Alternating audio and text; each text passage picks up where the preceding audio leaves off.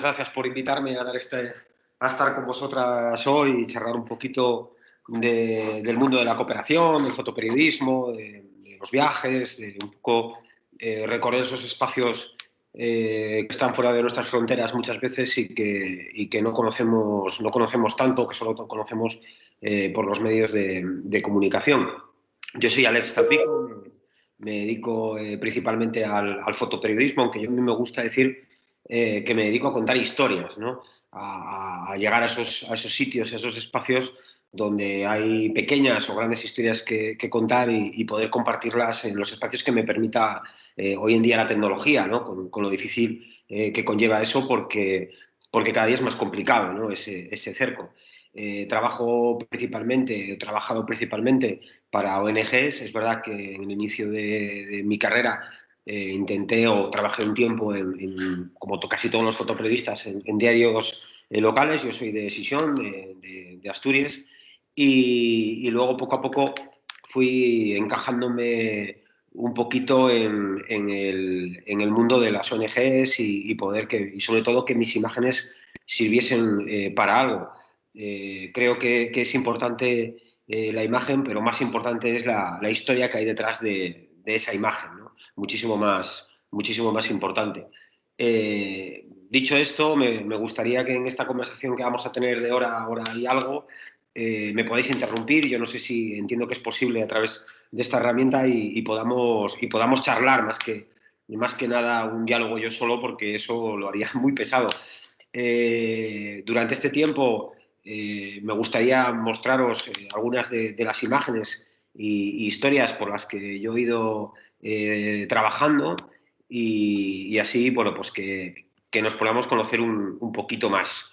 Recordad, podéis detener sobre una cuestión, no la dejéis para el final, podéis parar a Alex y tal, bien levantando la mano, yo voy a estar atento.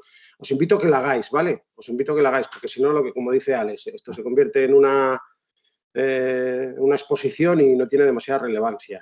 Luego, al final, yo seguramente que le planteé alguna cuestión más enlazada con la práctica que estamos haciendo en clase, pero cualquier duda que tengáis, planteársela, porque él va a profundizar, va a tirar de ese hilo y seguramente que el debate va a ser más interesante, ¿vale?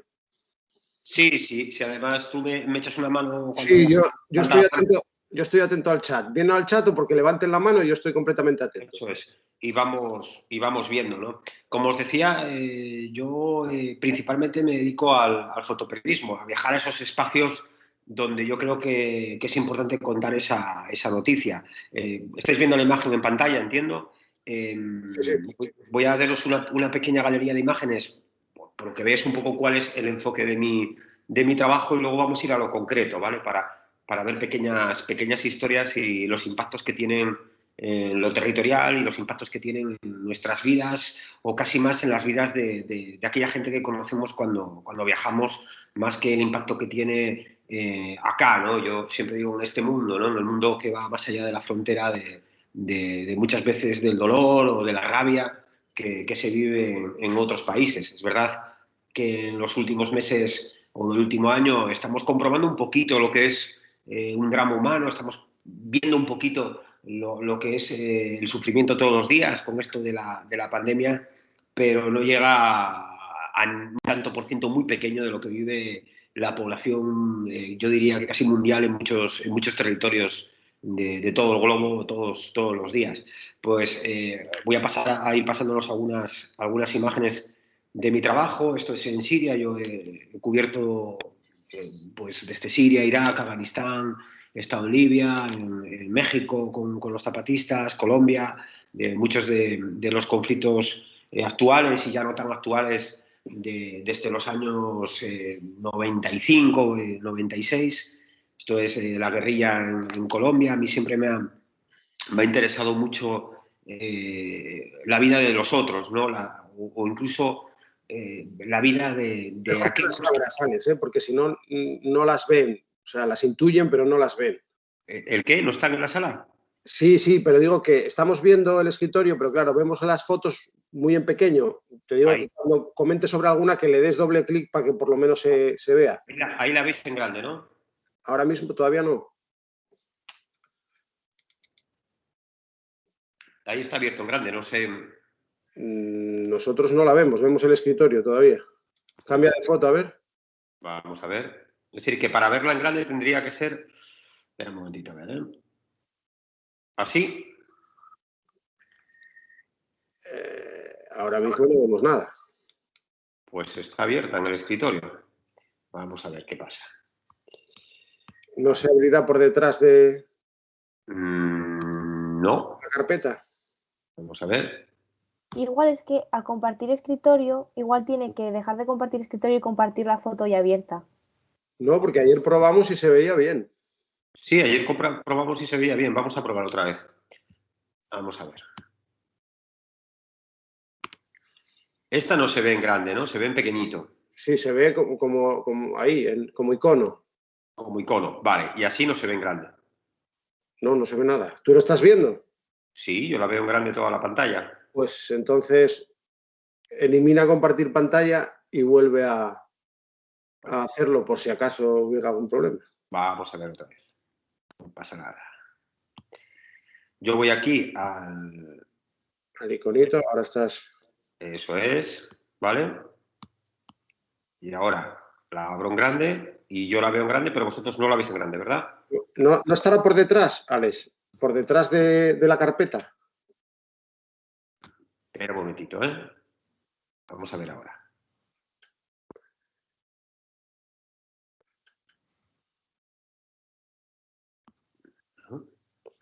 A ver, vamos a ver.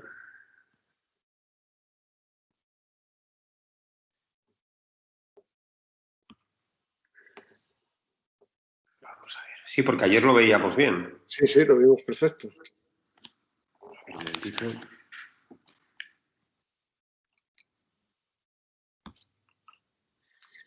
A ver.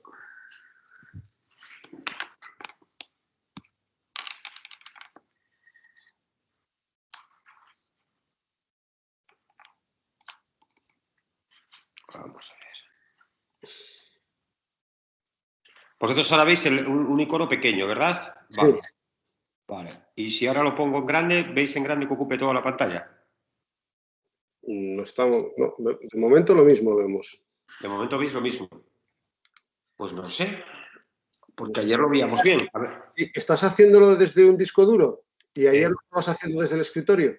Lo estoy haciendo desde el disco duro, sí. ¿Dices ¿Y que el ayer, problema puede ser ese? ¿y Vale. ayer lo estabas haciendo desde el escritorio? No, desde el disco duro también. Bueno, pues entonces no puede ser eso. Mirad, a ver, vamos a ver esto, porque vamos a hacer la prueba con este, que era el que vimos ayer. Este lo veis en grande. No vemos nada ahora mismo. ¿No? Vemos la carpeta. Veis la carpeta. ¿Y Vale, si pues las sacas al escritorio y las abres desde el escritorio? Igual podría ser, ¿eh? Sí, igual podría ser.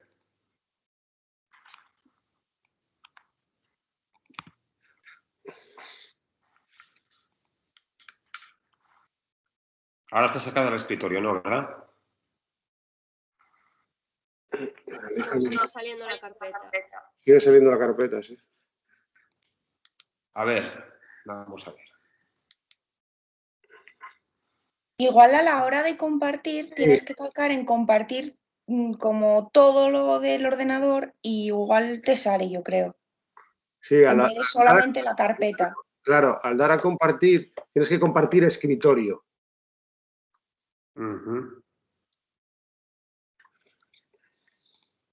Vale. Ahora yo creo que sí. Puede ser, ¿eh? Yo creo que ahora sí. Ahora sí.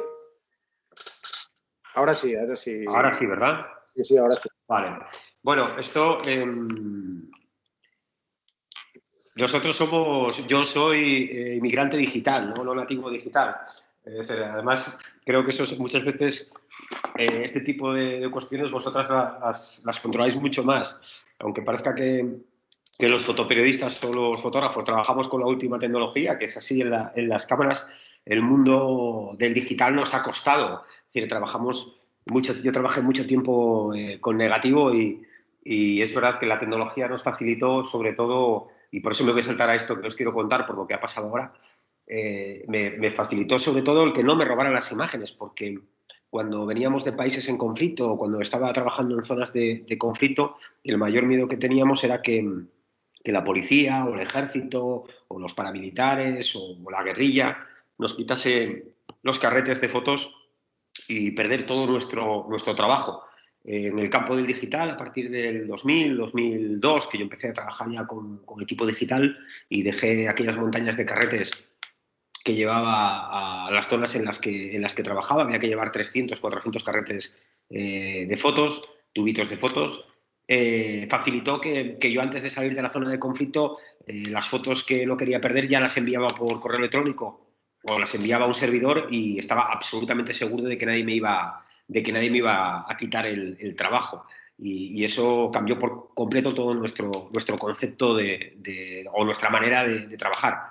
Como os decía, yo trabajo en diferentes zonas, desde la selva en Colombia, donde estuve un tiempo largo y que ahora os voy a pasar a contar una historia del porqué de la guerrilla y del porqué de los conflictos armados. O por ejemplo, he trabajado mucho también zonas de conflicto como Angola, con la hambruna o con la guerra y las minas antipersonal, ¿no? Es algo que siempre he querido contar porque son los efectos reales de después de una guerra. Cuando acaba un conflicto la gente se va, pero la guerra continúa durante muchos años, puede continuar décadas, ¿no? Porque están esas minas silenciosas, ¿no? que están en el terreno, ¿no? Y que cuesta $1 o menos de $1 fabricarlas, pero que cuesta $100 y pico, $150, $140 eliminarlas, ¿no? Desde eso por ejemplo, hambrunas, ¿no? He cubierto mucho zonas de hambre, como en Haití, como en Malí, incluso en la zona del Senegal más seco o en otros territorios. Os cuento esto para que sepáis por dónde puede ir un poco el diálogo según vayamos hablando. Me ha interesado mucho el mundo indígena también y creía que era muy importante contar el cambio de poder en Bolivia, las primeras elecciones de Evo Morales, que los indígenas pudieran controlar su propio destino en una población 80% indígena en Bolivia. Estaba dominada absolutamente por blancos, ¿no? Y donde los indígenas no podían ni votar. Entonces también estuve en esa zona cubriéndolo como en otros tantos sitios. Pero a mí me gustaría empezar esto contando un poco qué es la guerra, ¿no? Porque muchas veces pensamos que la guerra es simplemente un conflicto bélico en un momento dado, pero la guerra existe todos los días en un montón de sitios del planeta y que a veces poco tiene que ver con las balas, ¿no? o con las armas. Creo que no tantas veces eso sucede con armas y sí sucede con las políticas internacionales o con las políticas internacionales apoyadas en lo local, ¿no? en el territorio, que eso es importantísimo, ¿no? Y entonces os voy a contar una pequeña historia del río Níger que a mí me sorprendió porque volamos a Níger hace algunos años a contar la historia de la malaria y yo me di cuenta que en un río allí perdido, grande, eso sí, muy grande, veía como a las 6 de la mañana, que yo me levantaba a correr a las 6:30 de la mañana, a dar un paseo a las 6:30 de la mañana, me encontraba que mucha gente avanzaba hacia el río, ¿no? con esta especie de calderitos, ¿no? Iban caminando hacia el río. Y no tenía muy claro a lo que iban, hasta que, bueno, pues una buena mañana me acerqué y comprobé que, sobre todo mujeres y con sus hijos o niños y niñas en el río recogían piedra, ¿no? Como veis en esta imagen, ¿no? Con sus pequeños cubetas improvisadas iban recogiendo piedra y piedra y piedra y metiéndolo en esa cubeta más grande, ¿no? Y me sorprendió. Entonces, yo tengo una manera de trabajar muy pausada, no no trabajo, es verdad que en mi día a día siempre estoy corriendo, ¿no? Pero a la hora de trabajar decido mucho cuando saco mi cámara, ¿no? Para contar una historia. Y durante apenas casi 2 semanas simplemente lo que hacía era sentarme allí al ladito del río con una cajetilla de tabaco que ponía la piedra a mi izquierda, cogía un cigarro, lo ponía en la mano. Yo no fumo, siempre he utilizado el tabaco para comunicarme, o por lo menos así lo hacía, ya lo utilizo menos, pero lo utilizaba porque siempre tener una cajetilla de tabaco al lado tuyo, sobre todo en estas zonas, siempre alguien se acerca a pedirte un cigarro es una opción de poder empezar a hablar, ¿no? De empezar a poder conversar con alguien y empezar a meterte en esa historia. Y durante semanas pues me quedé simplemente a ver qué es lo que sucedía y lo que estaba pasando en aquel río, que me llamaba muchísimo la atención, ¿no? Y me di cuenta de que aquellas mujeres, todo mujeres, si veis en el fondo de la imagen, hay 1, 2, 3, 4 mujeres con unos cubos en la cabeza, 5 mujeres con cubos en la cabeza, y en el fondo gente como un par de niños nadando allí, y gente recogiendo, niñitos a la izquierda de la imagen, recogiendo las piedras. Iban montando esos grandes montículos de piedra y de grava, ¿no? Iban caldero a caldero, lo iban soltando ahí, ¿no? Y ahí es donde me fui enterando de que realmente lo que estaban haciendo era sacar la arena, extraer la piedra y la arena que era servible para vendérsela a los comerciantes, principalmente, Florentino Pérez, que trabaja en esa zona haciendo carreteras para el Estado y construcciones para el Estado. A través de unas subcontratas compraban todo ese material para sus obras, ¿no? Y lo que más me sorprendió fue los niños trabajando, ¿no? Es verdad que a lo largo de mi trabajo he visto muchos niños trabajar de un lado a otro del mundo, pero como los vi en el río, no los había visto. Bueno, puede que en alguna mina, pero con esa manera de trabajar no los había visto en ningún lado. Fijaros, a la derecha, el chico que tiene la camiseta en la mano, cómo está, ¿no? Cómo tiene los brazos de trabajar, ¿no? Y apenas tiene 8 o 9 años, tal vez, ¿no? Era un trabajo tremendo por el que les pagaban apenas unos $2 al día, ¿no? Y que entraban a trabajar a las 7 de la mañana, 6:30 de la mañana, iban caminando hacia el río. Yo les veía ir caminando hacia el río, y a las 7 de la tarde, cuando se iba la luz, que es el ritmo de estos países, porque no todo el mundo tiene luz eléctrica, acababan de trabajar y de recoger piedra, ¿no? Me sorprendió mucho esta imagen con Obama, ¿no? Es decir, con UNICEF y Obama, ¿no? Creo que de alguna manera cuenta un poco la realidad, ¿no? La realidad que podemos encontrar a lo largo del planeta. Y también en ese río yo vi a muchas mujeres al fondo, las veis a la izquierda, trabajando y con sus bebés, ¿no? Uno se pone a pensar y dice, bueno, la mamá va al río a trabajar muy tempranito en la mañana, y lleva a su bebé a cuestas, lleva a su bebé en la espaldita, o antes incluso de dar a luz, lleva a su bebé dentro de su barriga y está trabajando en el río. Luego lleva a su bebé en la espalda y sigue trabajando en el río. Y luego su bebé es el que, de una manera casi como jugando, está continuamente, se hace más mayor y está continuamente en el río, y cuando pasa un poquito la edad ya trabaja él en el río y se queda probablemente trabajando en el río. Si es hombre, hasta que cumple los 14, 15 años, y entonces pasa a estar al otro lado del río contando los montones que hacen las mujeres y los niños, mientras su mamá sigue trabajando en el río y probablemente muera en el río, ¿no? Por las infecciones o por el trabajo en sí, ¿no? que eso conlleva, ¿no? Esta imagen de la niña lavándose atrás, el niño tirando el agua, filtrando para quedarse con la piedra, y la mamá con su bebé en la espalda, ¿no?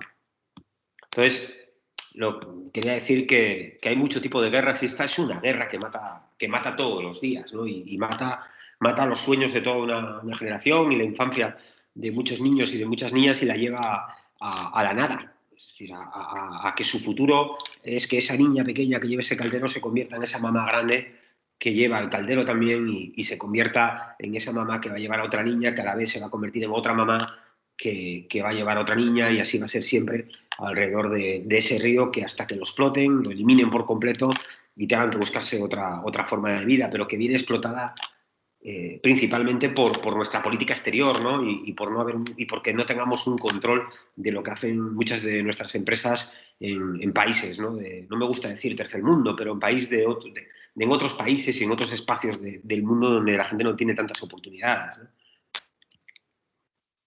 Podéis ir preguntando, si queréis, y vamos hablando. Sí, Yo venga, sí que quería preguntar una cosa. venga. Y es, ¿cómo te preparas psicológicamente para ver todo lo que ves cuando vas a hacer fotos? Yo creo que nunca te preparas. Es verdad que, por ejemplo, a la vuelta, yo ahora soy ya más mayor, tengo 44 años, pero cuando tenía 24, 25 años, que era cuando empecé a viajar, un poco antes, con 22, 23, cuando volvía no entendía por qué la gente no te quería escuchar. Yo venía y me pasaba meses contando la historia de las mujeres zapatistas en la guerrilla, o contando la historia de Angola, o contando la historia de las mujeres o los hombres que estaban luchando en un frente en no sé dónde o que pasaban hambre en no sé qué sitio. Y no entendía por qué aquí mis colegas hablaban del coche nuevo, del piso que se iban a comprar, o del teléfono, o de la televisión, o de la Play, ¿no? Y eso me frustraba mucho. Luego me di cuenta de que la realidad y la vida sigue donde estés y cada uno tiene sus problemas y es mucho más difícil llevar los problemas de otro espacio a tu vida diaria aquí y aprendí a vivir con eso, ¿no? Luego hay cosas que no se te olvidan nunca, ¿no? Yo luego os voy a contar una historia de Angola. Para mí es uno de los viajes más duros que he hecho en mi vida, también porque fue de los primeros que hice con el hambre. Yo creo que no hay preparación, no existe una preparación. La gente cuando te dice, bueno, ya...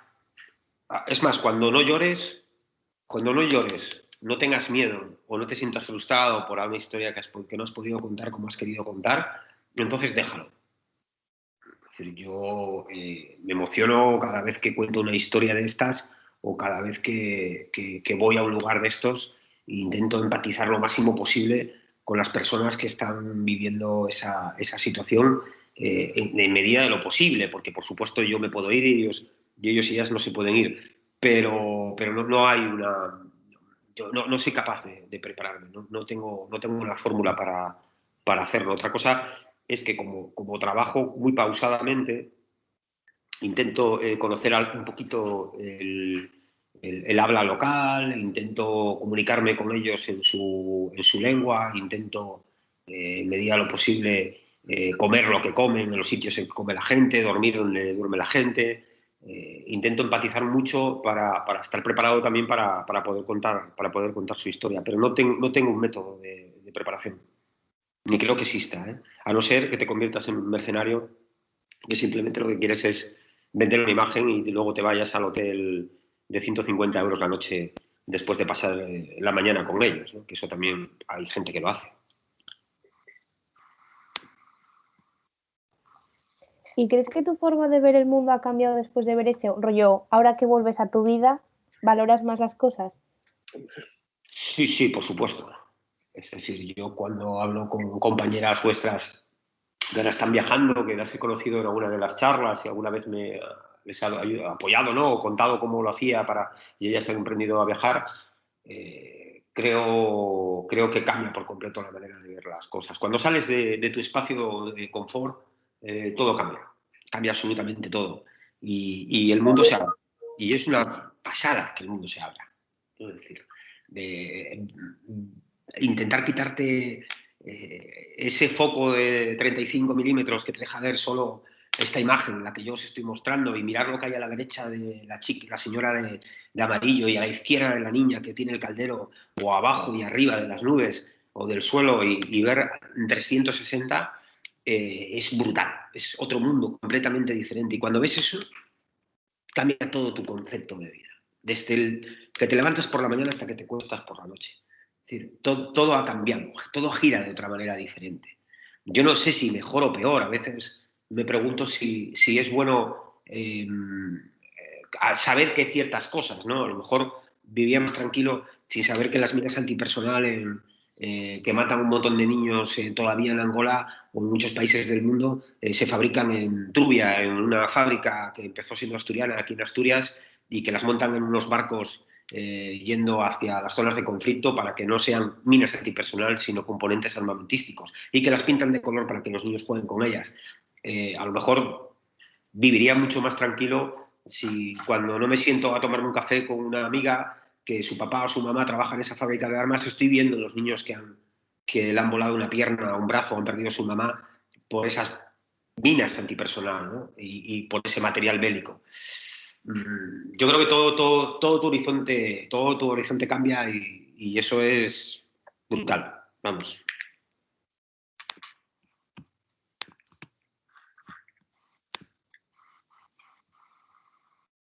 Como os decía, las mujeres hacen el máximo trabajo, los hombres llegan luego con los camiones ahí al fondo, si los veis, ya cargando los camiones para llevárselos a la constructora. Y ahí cada montoncito de esos que van llenando las mujeres, bueno, pues se va dando el dinero, no a ellas, por supuesto, a sus maridos, no va a ser que ellas vayan a controlar el dinero, ¿no?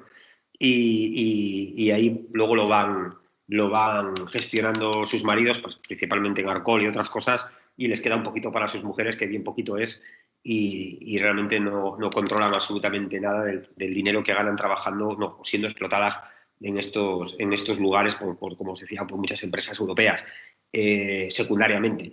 Pero por eso es tan importante que cuando hay proyectos de cooperación muy importantes que hablan de empoderar en el territorio a las compañeras, ¿no? Es decir, que ellas puedan gestionar sus recursos para que puedan tener el control de sus vidas, y que no sean los hombres las que las siguen controlando, ¿no? Una pregunta. Sí. En este caso, o sea, ganará mucho más, o sea, no ganan tanta cantidad de dinero, pero ganarán más dinero, por ejemplo, los hombres que las mujeres, ¿no? Ganan todo el dinero los hombres. Es decir, no hay un... A ver, yo no lo vi, a lo mejor alguna mujer es que no tenga un hombre al lado, pero es muy difícil vivir en este mundo sin un hombre al lado que pueda gestionar tus recursos, porque si las mujeres están explotadas en todo el mundo, todo el globo, ¿entiendes? Todo el planeta, en estos países están mucho más. Es decir, también hay que recordar que en España hasta hace no muchos años, vuestros papás os lo podrán decir, una mujer no podía abrir una cuenta bancaria, pues imaginaros, en Mali o en Senegal o en Angola o en Uganda o en el Congo o incluso en el mundo indígena, ¿no? Donde las mujeres tienen que tener un hombre al lado para poder sobrevivir, no vivir, sobrevivir, ¿no? Entonces, el dinero que ellas ganan trabajando no lo van a cobrar ellas. Va a tener un hombre al lado, que es el que lo cobra, que es su marido o quien sea, y ese es el que le va a ir dando a ella para que compre el frijol o para que compre el arroz o para que compre la patata que necesite, y poco más, pero no va a poder gestionar en ningún momento los recursos, ¿no? No es que vayan a ganar más los hombres, es que los hombres lo van a ganar todo, e incluso van a ganar el trabajo de las mujeres, ¿no?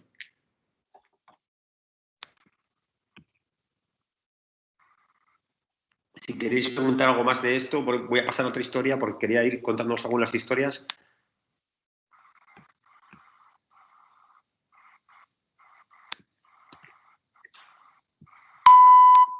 Mira, os voy a poner un pequeño vídeo que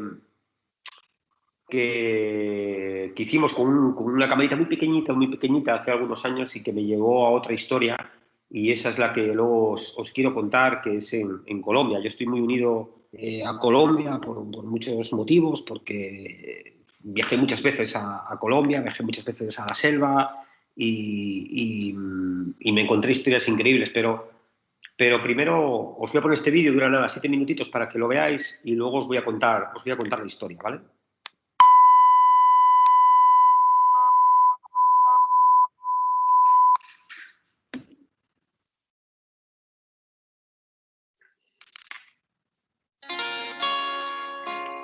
que aquí la calle se privatizó y la privatizaron los que andan armados, ¿cierto? Se adueñaron de los barrios, ellos se adueñaron de las esquinas. Miles de historia tengo yo para contar que si empezar ahora no pensaría en terminar. Muchas veces te preguntas por qué. Una acción brutal de desobediencia y de resistencia en un sentido fuerte, tomar la calle. Yo no tirado en la acera, parece que vivir en estos tiempos no tiene sentido. En el mar de la desesperanza muchos han caído. En este lado del charco las cosas no mejoran, al contrario cada día que pasa empeoran. Acá sobrevivimos ni siquiera sabemos cómo la comida diaria de los... Nosotros llevamos ya 6, 7 años de un gobierno que sostiene que en Colombia no hay conflicto armado, que recomienda a las agencias de cooperación internacional que como aquí no hay conflicto armado, por favor no financien ningún proyecto que hable de resistencia civil, que hable de no violencia, que hable incluso de derechos humanos, ¿cierto? Porque aquí no hay guerra, aquí no hay que hablar de jóvenes afectados por el conflicto armado, aquí no hay que hablar de comunidades afectadas por el conflicto armado.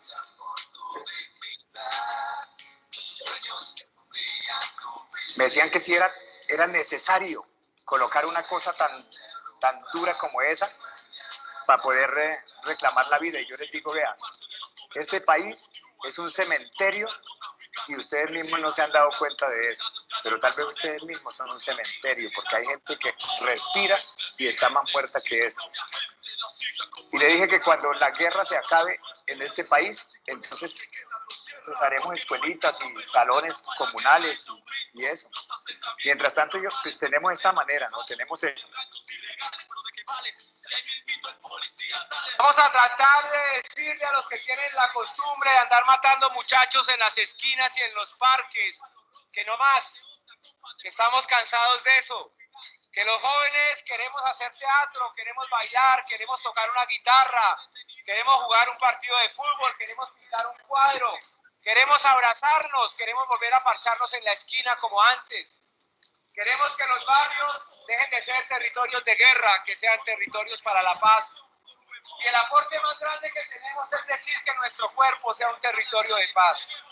Eso es lo que vamos a decir allá arriba. Y vamos a decirle a la gente de Soacha que mire para arriba, que mire esa loma. Vamos a decirle a los gobernantes de Soacha que allá arriba en esas lomas se están matando a los muchachos. Y que ellos deben responder por eso. Que nosotros queremos que eso deje de ocurrir. Por eso en el parque de Soacha vamos a hacer que ese parque tiemble. Que tiemble con nuestra presencia, con lo que tenemos para decir, para hacer. Esos problemas se viven en todas las ciudades y los afectados son los pobres sin excepción de edades. La tasa de desempleo está disminuyendo porque la gente en la guerra trabajo está consiguiendo robar, secuestrar, torturar, asesinar. Son los únicos. En una ocasión se nos ocurrió hacer unos carteles así como de funeraria y pusimos aquí en Soacha, en el parque, unos 200 carteles de esos en los que se leía la inscripción NN, una fecha y un lugar. Era una manera de decir, en este lugar, en esta fecha, murió una persona de la cual no sabemos mucho. Están rindiéndole un homenaje a todas las personas que han sido asesinadas o desaparecidas aquí en el parque principal de Zipaquirá. Voy a hacer eso, entonces ya lo acabo de inscribir acá. Bueno, mamá. Bueno. Listo, mamita. Vale. Pusimos varios y la gente comenzó a pasar y la gente comenzó a identificar ahí a sus muertos, ¿cierto? A decir, este es mi hijo. Nunca ninguna persona de la familia había tenido la posibilidad de rendirle ningún tipo de homenaje, por lo menos hacer crear conciencia dentro de las personas, ¿no? Entonces, es un sentido de homenaje, simplemente por él.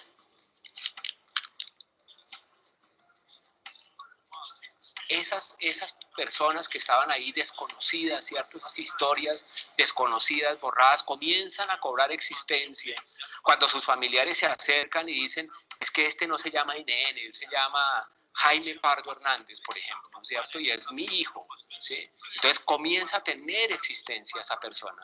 Y esa acción, digamos, a nosotros nos parece una acción potente de reconstrucción de la memoria. No más grupos homicidas, no más matones, soldados, no más corruptos policías, no más niños huérfanos, no más madres solteras, no más abuso sexual, no más mujeres rameras, no más intolerancia, no más egoísmo. Nosotros quisiéramos cambiar el mundo hoy. Y con Teatro Efímero nos pasa.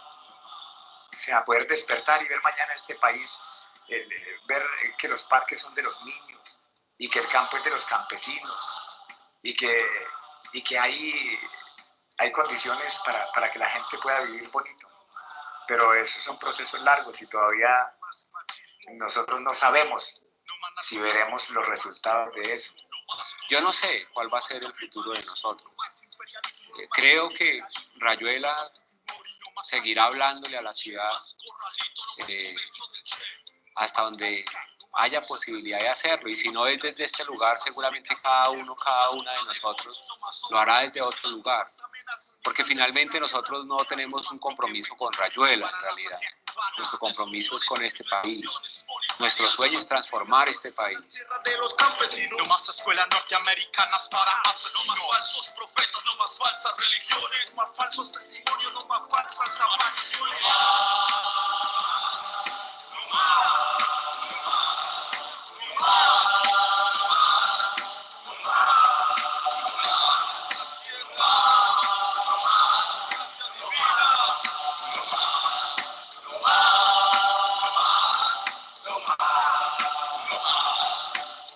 Violación a los derechos humanos, no más discriminación entre los mismos paisanos, no más Plan Colombia, no más abuso de... Bueno, la historia fue que en mis primeros viajes a Colombia me llamó, la veis, ¿no? Sí, me llamó mucho la atención estos chicos, ¿no? Yo les vi en la Plaza Bolívar, les vi que ponían unos ladrillitos allí en la calle, llegaban con un camión y de repente empezaban a bajar ladrillos, y en los ladrillos había una especie de esquela con un nombre, y iban colocándolos con muchísimo cariño, cada ladrillo, y luego ponían una foto al lado del ladrillo. Era impresionante. De repente igual había 3.000 ladrillos, 4.000 ladrillos, llegaron a poner 20.000 ladrillos, una cosa así. Y en cada ladrillo era una persona desaparecida en Colombia, ¿no? En los años de plomo y hasta hace muy poquito, y siguen desapareciendo, ¿no? Y muchos de ellos no tenían más que su nombre y poco más. Y cuando iban a una plaza, iban recorriendo todo el país, alguien se acercaba, una mamá, un papá, o como veis ahí, un hermano, y de repente identificaba un nombre, ¿no? Y luego les llamaba y les daba una foto. Entonces ellos ampliaban la foto y ponían la foto al lado. Y iban haciendo esas instalaciones por todo el país, desde la cultura, para que la gente no olvidase a todos esos desaparecidos, a toda esa gente invisible de la guerra, ¿no? Que no se combate en los campos de batalla, sino en las ciudades, en los pueblecitos, y que van muriendo día a día. En Colombia, durante un tiempo, a los paramilitares les pagaban por entregar guerrilleros, y lo que hacían era coger jóvenes en las montañas o en las universidades, los vestían de guerrilleros, los mataban y los entregaban, y les pagaban $100, ¿no? Les pagaban $100 por cada cuerpo que entregaban. Muchas veces eran desaparecidos, y sus mamás, como las de Soacha. Os invito a que busquéis a las mamás de Soacha en internet y veáis su historia, que es brutal. Y sus mamás pues se pasaban la vida buscándolos, ¿no? Como en Argentina, como en España, como en muchos países después y durante la dictadura, pero en Colombia, en teoría, estaban en una democracia. Y a mí me llamaba la atención de la guerrilla, ¿no? Cuando después de trabajar con ellos, escucharles, que me contaran las historias de los desaparecidos que había ido encontrando, yo quería llegar a la guerrilla. Porque muchos jóvenes estaban entrando en la guerrilla y quería entender el por qué tantos jóvenes estaban en las filas de la guerrilla, ¿no? Y en Colombia actualmente hay una guerrilla, pero había dos guerrillas, que era el Ejército de Liberación Nacional, principalmente una guerrilla pequeñita y que trabajaba en la universidad, que salía muy del foco de la universidad, de la gente universitaria, y esa guerrilla y las FARC, ¿no? Que era una guerrilla mucho más grande y que hace unos años empezaron un proceso de salir de la zona de combate y de entrega de armas y de desmovilizar a la guerrilla, y está en ese proceso, y muchos guerrilleros ya han dejado las armas y ya no existe como guerrilla en sí, ahora ya es un partido político. Pero el ELN, que era una guerrilla muy pequeñita y vinculada a un cura de Zaragoza, un cura español que la creó hace más de 50 años, viendo lo que estaba pasando en Colombia, también de los desaparecidos, porque los desaparecidos llevan más de 60 años en Colombia. A mí me interesaba mucho ver el por qué los jóvenes se metían en la guerrilla. Y allí me fui con el ELN después de mucho tiempo de gestión y de trabajo, y he estado bastantes veces con el Ejército de Liberación Nacional, y he tenido la suerte de poder vivir con ellos en la guerrilla durante un tiempo, y ser parte de esa historia, y que me la contasen, ¿no? Y darme cuenta principalmente de que no es tan fácil determinar quién son los buenos y quién son los malos. Hay que meterse en la piel, ¿no? de cada uno. A mí me gusta siempre, cuando cuento esta historia, contar la historia y por favor interrumpirme cuando veáis, y así mantenemos el diálogo. Contar la historia de esta chica, ¿no? De María. ¿La veis, no? Creo. Bien. Cuando yo la conocí, cuando tú llegas a la zona de combate con la guerrilla, te asignan una persona que siempre está al lado tuyo para enseñarte a andar, porque todo es muy complicado, hay muchos bichos, muchas cosas en la selva, muchas serpientes, hay que cuidarse, hay que tener cuidado cómo te mueves. La selva, pues bueno, es peligrosa, mata a mucha gente, y la selva en sí, y tiene sus propias normas, ¿no? Entonces a mí me asignaron a María, era la persona que me acompañaba, que estaba al lado mío, y que me enseñó a vivir en la selva, ¿no? Dormir, cómo arroparme, cómo protegerme de la lluvia, cómo comer, cómo ir al baño, a ducharte, o lavarte, o dónde guardar tus cosas para que por la mañana, cuando pongas el calzado, no te encuentres nada, ¿no? O dónde pisar, ¿no? Por el tema de minas y de cosas que la guerra en sí trae, ¿no? Entonces, yo pasé muchas horas con María. Cuando pasas tantas horas con un compañero o con una compañera, hay una afinidad, ¿no? Y hay, bueno, pues el diálogo cambia, ¿no? Del principio de no conocerte a conocer muchas cosas, ¿no? Y había una cosa que a mí me sorprendía, que en la parte de atrás del fusil, en la zona de madera, ella tenía unas marcas, ¿no? Como antiguamente en el cole, cuando hacíamos como 4 marcas, hacíamos una más y era la quinta, ¿no? Era como grupos de 5, ¿no? La pizarra. Pues ella tenía como 4 o 5 grupos, no recuerdo bien si eran 5 o 4 grupos, aunque es importante recordarlo, con las marquitas puestas, ¿no? Y yo un día le pregunté, sin más, le dije, ¿esto qué es, no? ¿Por qué marcas esto? Y bueno, ella me contó su historia, ¿no? Me acuerdo sentado viendo el campamento desde arriba, un campamento muy pequeño, eran unos 20 o 30 mujeres y hombres bastante dispersos en la selva, porque había bombardeos en aquella época. Me contó que ella, cuando era muy pequeñita, 12, 13 años apenas, llegaron a los paramilitares. Entiendo que sabéis lo que son los paramilitares. Llegaron a su zona donde vivía, en un pueblito, con sus papás. La violaron a su mamá, la violaron a ella con sus papás allí, y luego mataron delante de ella a sus papás, a su mamá y a su papá. Y ella la dieron por muerta, o que iba a morir, la dejaron abandonada, y se fueron los paramilitares, los paras, amparados por el gobierno, y protegidos, amparados y armados por el gobierno, la guerra sucia, ¿no? Y ella, como pudo, llegó a una casa de unos tíos, unas montañas abajo, unas cabañas abajo, y allí se cuidó, ¿no? Se cuidó durante un tiempo, la curaron, nunca te pueden curar de algo así, pero sí lo físico. Y ella tenía una idea en la cabeza, que quería ir con los barbudos. Siempre me acuerdo que ella me decía que a los soldados, a los guerrilleros los llamaban los barbudos, y que ella quería ir con los barbudos, y cuando tuvo un año más, o apenas año y medio más, no recuerdo muy bien, ella se escapó de casa y se fue a la montaña, ¿no? En busca de los barbudos, de aquellos barbudos, ¿no? Y ahí se encontró con el Ejército de Liberación Nacional. Y bueno, le instruyeron militarmente y se convirtió en un mando de la guerrilla.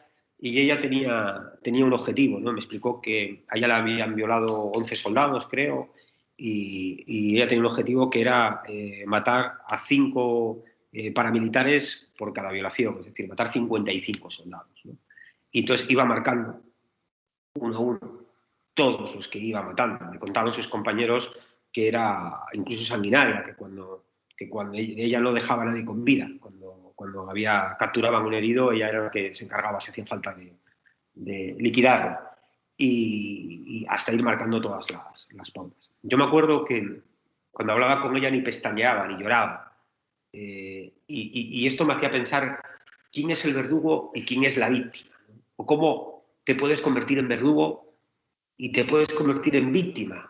Es una línea muy difícil de marcar o de definir, ¿no?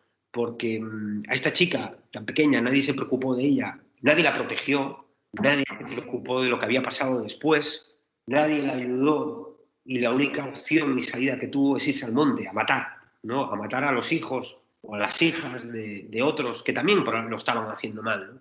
Entonces, me parece que es importante definir que no todo es... que detrás de cada fusil hay muchas veces una historia muy dura que no es que nos haga compartir lo que pasa, pero sí comprender el por qué pasan las cosas, ¿no? Podéis preguntar, si queréis.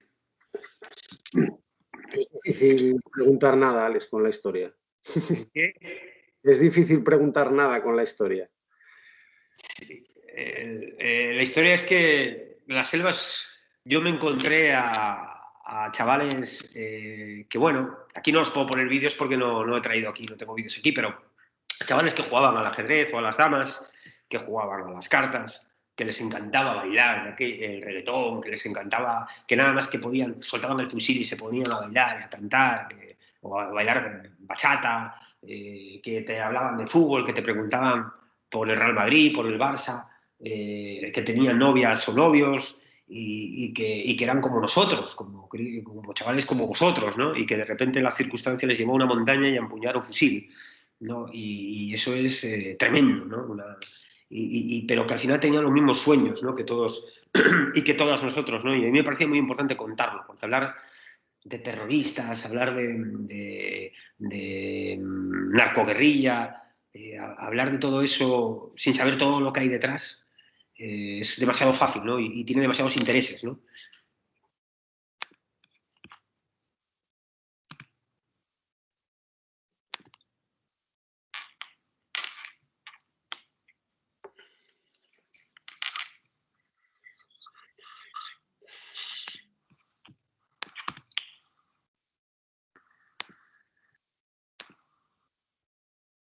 Muchos de los chicos y chicas que están aquí están ya muertos, porque en la guerrilla uno, 24, 25 años, ha tenido muchos combates y probablemente esté desaparecido o muerto, ¿no?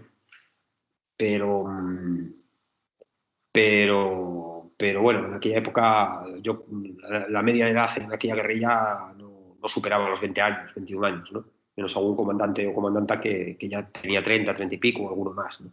Te desgasta mucho la montaña, la selva, la humedad.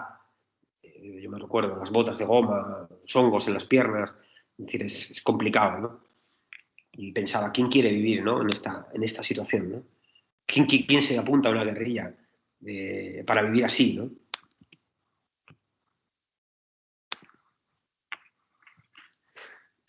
Todo el día. Perdón. ¿Alguna vez viste morir a alguien mientras sacabas fotos? Sí, claro. Sí, en Irak, en Afganistán, en Palestina, ¿no? En Palestina varias veces, ¿no? Sí.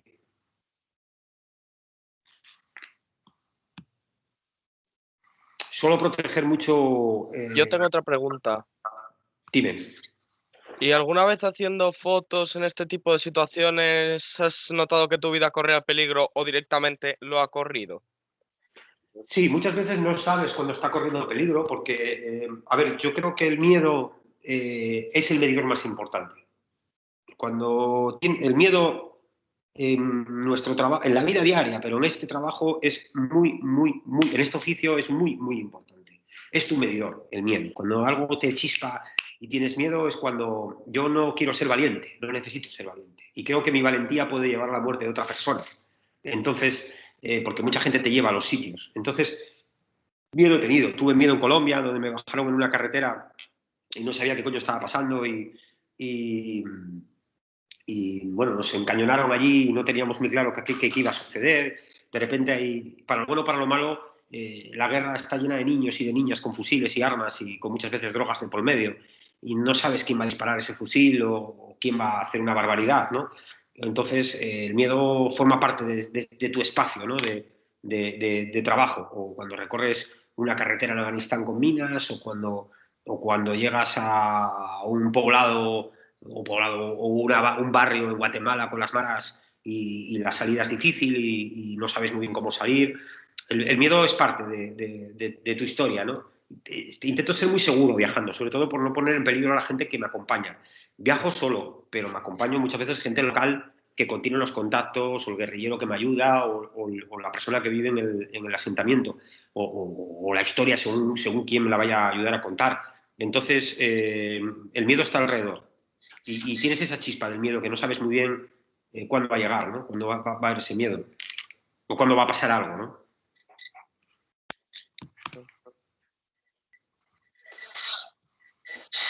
Se acababan de casar, no se ve bien el anillo, pero me estaban enseñando el anillo porque se habían casado unos días antes, ¿no? Los dos. María, está ahí, y este chico, ¿no?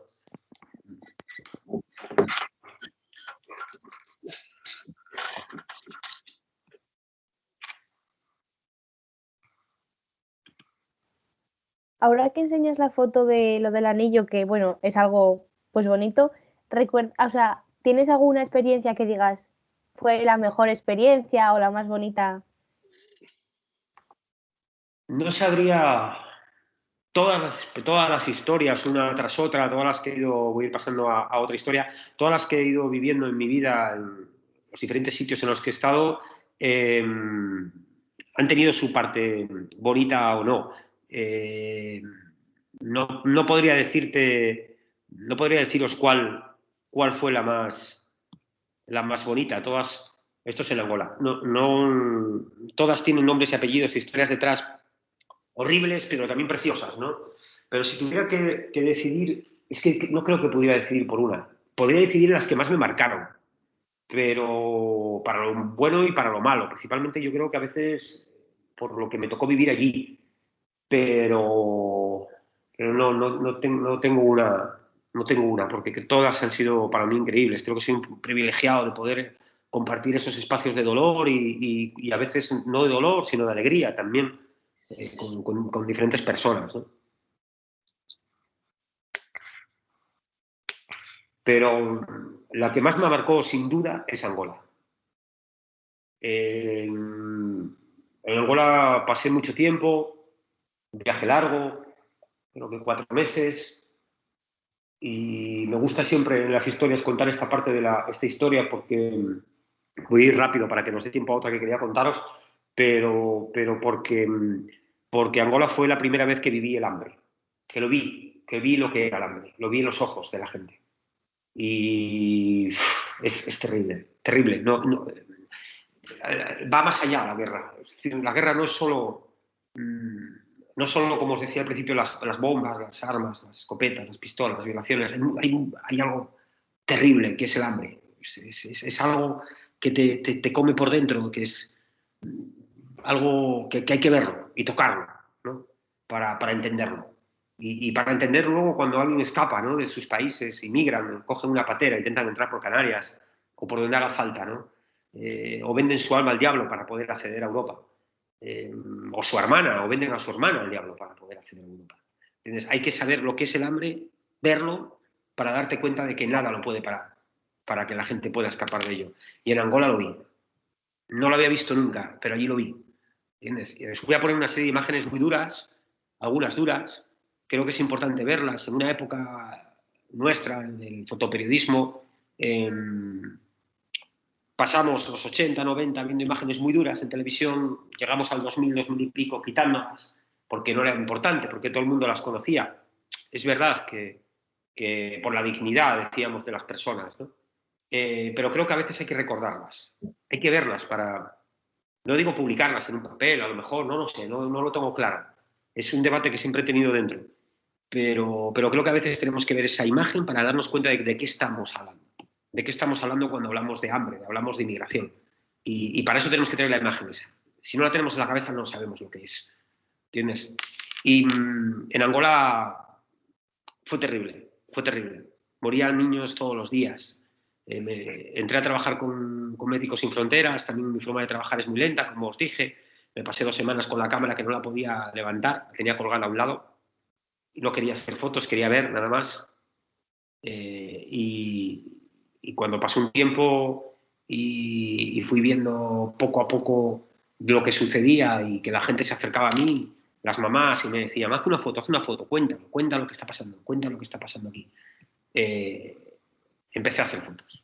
Empecé a hacer fotos porque me parecía importante. Y lo que me encontré es que los niños venían caminando desde muy lejos, se encontraban solos en medio de un campo de refugiados comiendo algo que le habían dado, niños muy pequeñitos, apenas 3 años, solitos allí, y la gente que trabajaba en el campo de refugiados, los Médicos Sin Fronteras, que los que iban al campo de refugiados, tenían que decidir a qué niños cogían, a qué niños no, porque no podían salvar a todos, ¿no?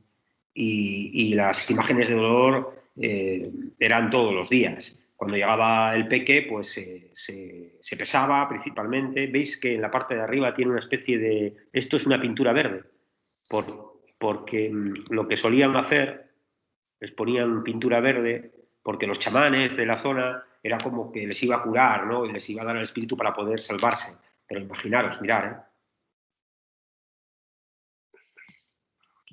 Bueno, algunas las voy a pasar rápido porque no quiero... Simplemente, algunas las puedo mantener un poco más para que las veáis, ¿vale? Lo que ves en un campo de refugiados es que un niño puede entrar así a un campo de refugiados, puede entrar así,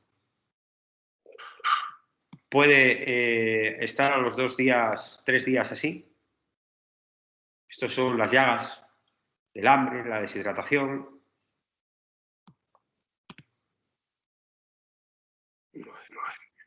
Y luego en 1 semana y media, 2 semanas, puede pasar a ser esto, o 3 semanas. Y me decías, ¿y qué es lo más bonito? Bueno, pues lo más bonito es que a lo mejor en un mes ese mismo niño es esto. ¿Qué es lo triste? Ver que eso es simplemente dólares. Nada más. No estamos hablando de medicamentos, vacunas, no estamos hablando de dólares, nada más, de dinero que se fabrica, que no tiene más allá de eso. Y que se puede conseguir esa sonrisa de su mamá y su hija con un par de dólares o $1 al día. Esto quiere decir que defendemos o que defiendo a las ONGs que trabajan en que nos estoy pidiendo que demos dólares. No. Quiero decir que tenemos que ver qué política hacemos exterior. ¿Entiendes? Y qué países podemos colaborar y trabajar para que puedan desarrollarse mucho mejor. Porque conseguir esta imagen es súper fácil, si queremos. Y si no, vamos a tener esta otra imagen. Está vivo, ¿eh? No está muerto. Y ese niño vivió, ¿vale? Por eso la pongo. Pero, o por lo menos estaba vivo cuando yo me fui y estaba mucho mejor. Entonces, entre esa imagen y esta imagen, por favor, no podemos permitirnos tener esa política. Por lo cual vosotras y vosotros que vais a salir al mundo laboral, que vais a llevar las riendas de este país, probablemente, espero que sí, vuestras decisiones día a día, las decisiones que tomamos en nuestras empresas, en los sitios donde trabajamos con nuestra familia, en lo que hacemos, es lo que va a condicionar la vida de mucha gente, de muchas personas en el mundo. Y es importante que eso lo tengamos claro. Es importante que eso lo tengamos claro. ¿Alguna pregunta o...? Quedasteis muy... No.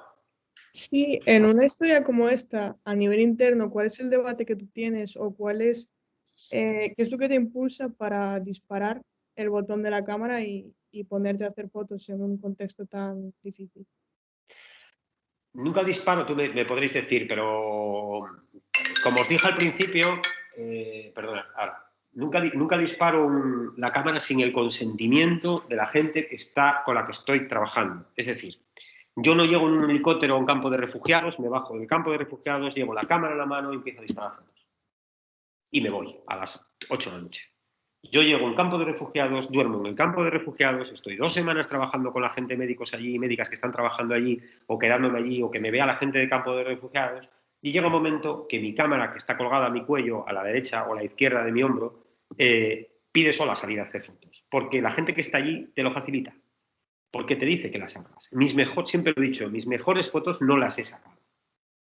Es decir, si yo esto lo llevara solamente a un trabajo, a querer tener un premio, un Pulitzer, no sé, un gran premio, podría haber hecho fotos que podría haber jugado ese partido. Pero mis mejores fotos yo no las he tomado, porque no era el momento. Al otro lado de mi cámara, de mi objetivo, no había alguien que quisiera que lo hiciera. O yo entendía eso, sí. Entonces, cuando yo disparo mi cámara, estoy absolutamente convencido de que mi cámara quiere ser disparada y que el que está al otro lado quiere que yo la haga esa imagen. O al menos intento en un tanto por ciento muy elevado que sea así. Bien, me cuesta mucho, muchísimo. Y tengo muchos debates cuando tomo esas imágenes. Y muchas de ellas no las muestro y están en mi casa, en negativos o ahora en discos duros que nunca verán la luz. Y no las quiero ni abrir, las carpetas. Pero las tomo. Cuando tengo el permiso de la gente que está allí, ese permiso que me dice dispara, yo hago las imágenes. Porque creo que es importante también en ese momento hacerlas. Luego ya decidiré qué es lo mejor para esa historia. Y probablemente me confunda decidiendo qué es lo mejor para esa historia. Pero lo intento. Pero el debate lo tengo en el mismo momento que disparo esa foto. Mis lágrimas caen igual que las ve, o más.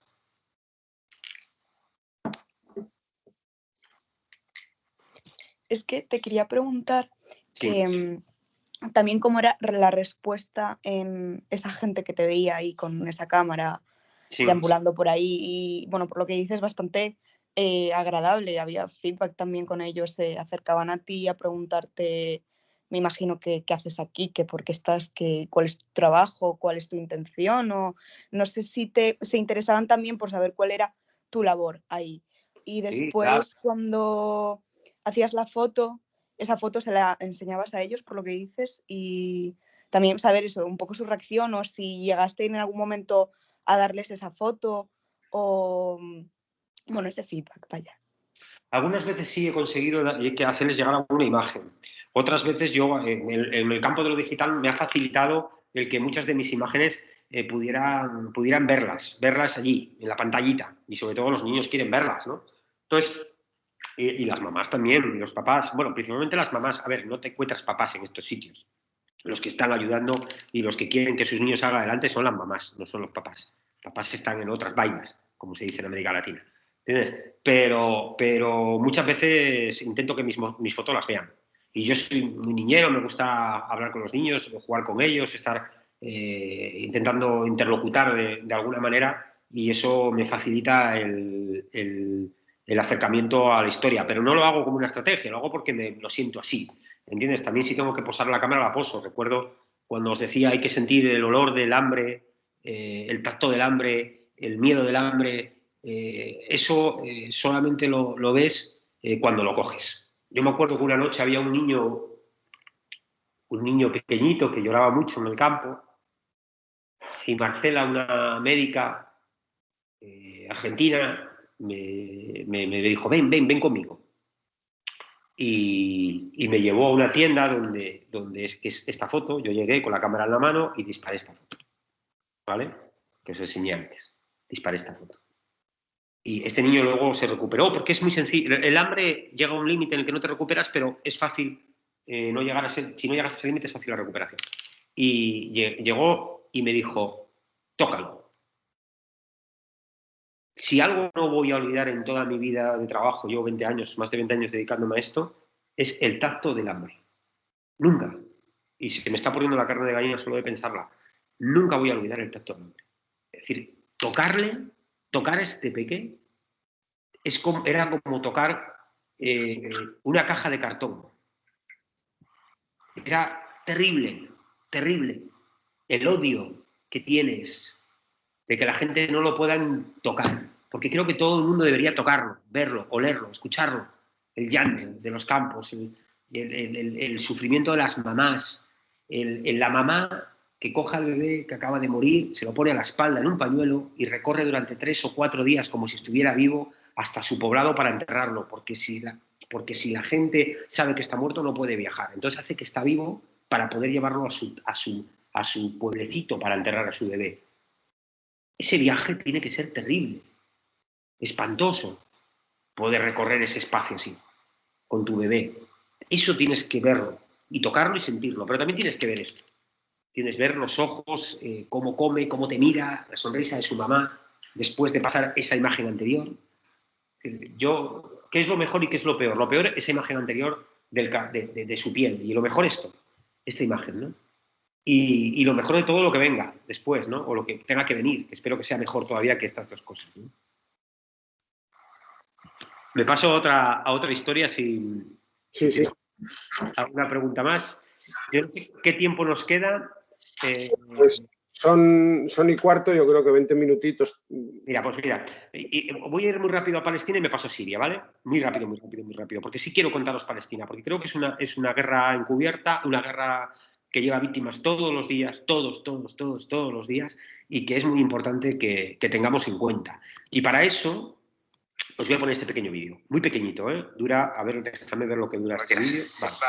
Bueno, pues lo que hacen los colonos es que, como a los adultos llega un momento que los militares tienen al menos que hacer el paripé de detenerlos, cuando están rompiendo por ejemplo, esta valla, entonces lo que hacen es enviar a los niños, envían niños de 5, 6, 7 años con tenazas, vienen y, por ejemplo, esta valla pues la cortaron toda la tela metálica y luego se la llevaron. Entonces los militares, como son niños pequeños, pues no pueden tocarlos, y nosotros como internacionales o los palestinos pues lo mismo, nadie puede ni siquiera acercarse, ¿no? Y luego, por ejemplo, otros días cuando vienen los adultos a romper cosas más grandes y pesadas que los niños no pueden romper, lo que hacen con los niños es enviarlos para que provoquen. Entonces te vienen los niños con una cámara, por ejemplo, y te la ponen pues a 1 centímetro de la cara, te tiran piedras, te escupen, sobre todo a los palestinos estos. A nosotros nos han escupido de momento, pero a los niños palestinos les escupen, les tiran piedras y los niños palestinos no pueden hacer nada. O sea, tienen que irse y aguantarse. Imagínate para un niño la frustración de que otro niño te venga, te pueda escupir, te pueda hacer cualquier cosa y tú no poder hacer nada. Y dices que esto no es un conflicto religioso, ¿no? Claro que no, o sea, esto es evidente. Nosotros tenemos compañeros judíos, tanto aquí como en Gaza, o sea, que nos apoyan y que apoyan al pueblo palestino. O sea, esto es solo colonialismo.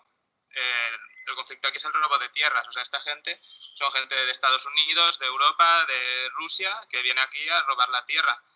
No hay o sea, la gente palestina no tiene ningún problema con los judíos. Ayer mismo estábamos recogiendo aceitunas con una chica judía y todos los palestinos sabían que era judía y no había ningún problema. O sea, es que no era ni se hablaba, era una cosa con total normalidad, como han vivido siempre en paz.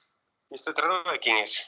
Este terreno es de un señor de aquí, de Hebrón. Él ha vivido aquí toda la vida, tanto él como su familia, y estas son sus tierras. Luego tiene en el centro tiene su casa. Y ha tenido la mala suerte de que justo a la de sus tierras le han abierto este asentamiento, y entonces, bueno, desde que se abrió el asentamiento pues ha tenido problemas, porque los colonos, pues todo lo que hay alrededor del asentamiento procuran pues robarlo, ¿no? Quedárselo para ellos. Bueno, la cuestión es que en Palestina hay un conflicto abierto desde hace muchísimos años, como sabéis, y donde los asentamientos de los colonos les van robando el territorio a los palestinos. La guerra de los niños, ¿no? Es decir, los colonos utilizan a sus hijos para provocar a los palestinos, para que sí, de esa manera tenga el ejército una justificación para atacar o para hacerse con territorio, y al final, como en la mayoría de los conflictos, los niños son los mayormente perjudicados, ¿no? Esto en lo que hace el ejército es, de repente bloquea una calle. Imaginaros en la calle central de vuestro barrio, que los colonos, que son aquellos que han ocupado un barrio a la fuerza para quitárselo a los palestinos, sacan al ejército, cierran todos los locales para que los colonos puedan pasear por la calle y así de esa manera hacer visible su fuerza, ¿no? Su poder ante los demás, ¿no? Su poder ante los palestinos, ¿no? Y es una guerra encubierta donde bueno, pues muchos niños, a ver si tengo aquí, muchos niños, bueno, y esto dicho por Amnistía Internacional y por Naciones Unidas, están siendo torturados, detenidos, encarcelados, incomunicados durante muchos días y mucho tiempo. Las torturas por parte del ejército israelí son diarias.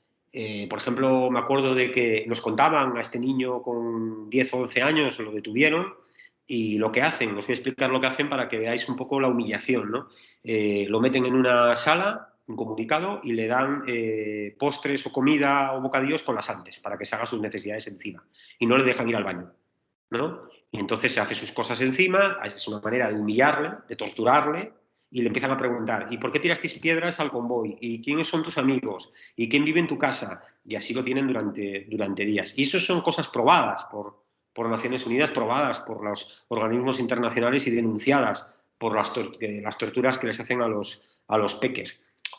Luego nos preguntaremos por qué este niño que ha visto en su casa cómo han matado a su papá o su mamá o las han echado de su vivienda, vuela un autobús en Tel Aviv o con un cuchillo apuñala a un colono o un pobre ciudadano en la zona de la Franja o en cualquier espacio controlado por los judíos. ¿Justifica eso? No. Pero claro, la política de guerra día a día con los peques también por medio, hace que el odio vaya creciendo de una manera tan terrible que sea muy difícil que el conflicto se pare, y sobre todo porque a los israelíes les interesa que ese conflicto no pare, ¿no?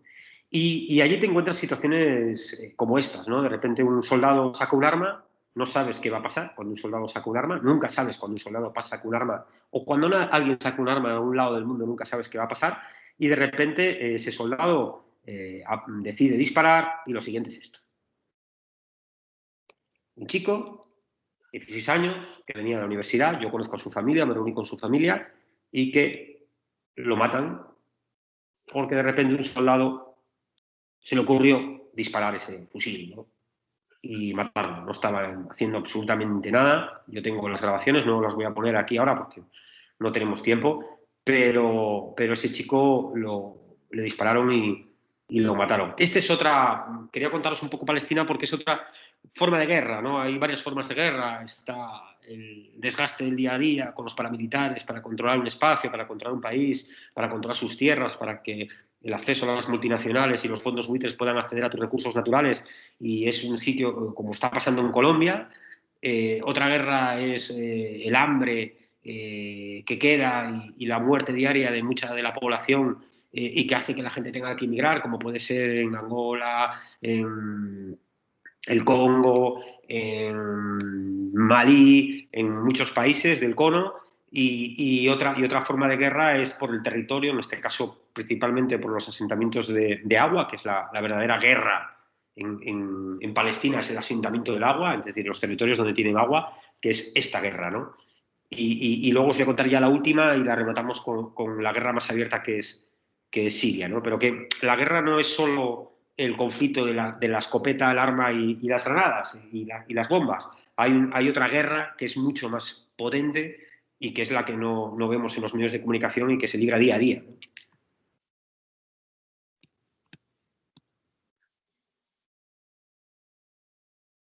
Imaginaros la humillación de que en tu barrio el ejército se coloque para que los colonos que han venido de Argentina, de España, de Estados Unidos, algunos a vivir en los territorios de los palestinos, vayan a vivir a su territorio y luego salga el ejército a acercarte para que tú no puedas recorrer tus calles y ellos puedan pasear mientras hacen fotos, graban vídeos, caminan, y si tú te mueves te puedan golpear, detener o incluso disparar, ¿no?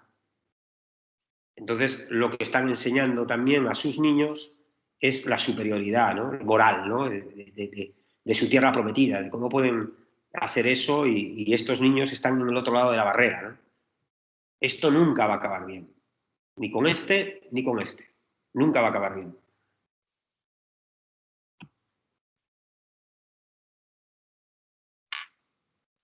Luego la tensión, veis ahí las granadas, es constante, donde hay granadas, donde hay fuego, donde hay armas. Y trabajar en Palestina siempre fue... Es difícil trabajar en Israel y en Palestina. A mí me costó mucho trabajar en esa zona. Fui con una compañera periodista, con Patricia Simón, y hicimos un proyecto muy bonito. Yo creo que está todavía en la red, algunas de las cosas que hicimos, aunque creo que dejaron de subvencionar la página que habíamos montado, que se llama No habrá paz sin las mujeres. Si la podéis ver, No habrá paz sin las mujeres. Cuenta Colombia, el Congo, Palestina, historias de mujeres en territorios de conflicto. Y ahí fuimos encontrando historias de compañeras que estaban viviendo día a día el conflicto, israelíes también, que trabajaban por la paz, ¿no?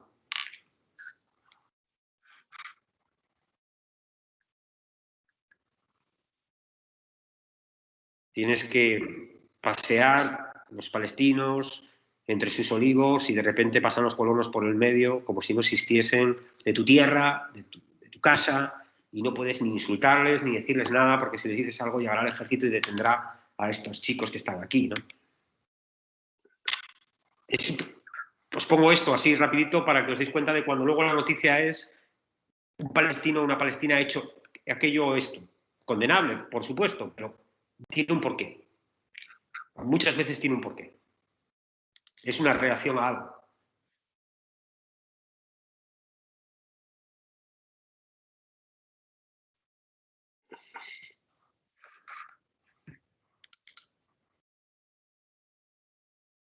Vale, y para rematar, si os parece bien, nada, os cuento en dos cocinas de Siria y acabamos. Y aquí sí me gustaría mejor que conversáramos un poquito, es tiempo que nos queda, que es bastante poco.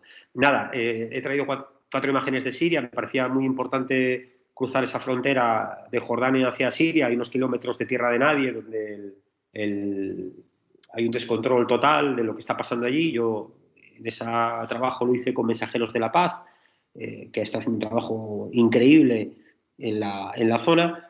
Y bueno, pues me interesaba saber qué estaba pasando. Me encontré casitas o pequeños territorios con pequeñas casas de adobe, con mucha gente escondida, guardada, que venía de Alepo, de un montón de sitios, y que estaban huyendo para intentar cruzar la frontera, ¿no? Una frontera que cada día es más difícil de cruzar, cada día es mucho más complicada. Mira, aquí está la imagen. Y en alguna de aquellas zonas yo me encontré a este chico con esa vela, ¿no? Era algo que me llamaba la atención porque me pasé mucho tiempo en casa con ellos, tomando té, hablando, y me llamó la atención. ¿Veis las velas que tiene aquí? Tiene un montón de velas, tenía muchas más por el otro lado. Que el peque encendía y apagaba la vela. Encendía y apagaba. Cuando se apagaba la vela, ponía otra y la encendía. La ponía otra y la encendía. Ponía otra y la encendía. Y después de una tarde allí, que volví otro día y vi que lo seguía haciendo, le pregunté a un chico que venía conmigo, que era traductor, pero que trabajaba allí con los de Mensajeros de la Paz, que por qué hacía eso. Y me contó que ellos habían estado en Alepo, en la época más dura de Alepo, y que habían bombardeado, disparado un montón, que había muchos combates y se habían escondido en las alcantarillas de Alepo. Y allí tuvieron que convivir en silencio, sin luz, con las ratas, con todo. Imaginaros todo lo que puede haber en un alcantarillado durante mucho, mucho, mucho tiempo. Pero cuando hablo de mucho tiempo es meses. Y que el niño había cogido un miedo increíble, terrible a la oscuridad, y que le era imposible estar en la oscuridad. Y entonces se aseguraba de siempre tener luz. Y por eso siempre llevaba velas y cerillas con él, para siempre tener la seguridad de tener la luz, para poder encenderla. A mí me pareció una historia terrible, a lo mejor no suena tan terrible, pero a mí me parecía increíble, ¿no? Que un peque tuviera que vivir esto, ¿no? Y que tantos niños tengan que vivir esto todos los días en un montón de lugares del mundo, ¿no? Otra guerra que sigue, pero silenciosa, ¿no?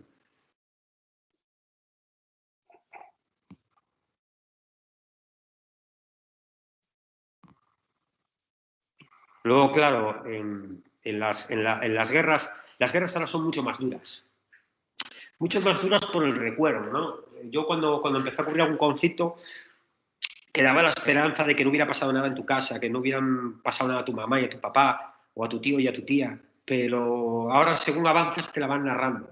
Es decir, todo el mundo tiene un móvil, por lo cual le llegan las fotos, que las imprimen, de su casa destruida, de la foto de su mamá cuando murió, del entierro, porque se la van enviando en el móvil la gente que queda en el otro sitio. Entonces es terrible, porque tú vas caminando y no dejas la historia atrás, nunca la dejas, pero ahora te la van contando, te la van narrando día a día, ¿no?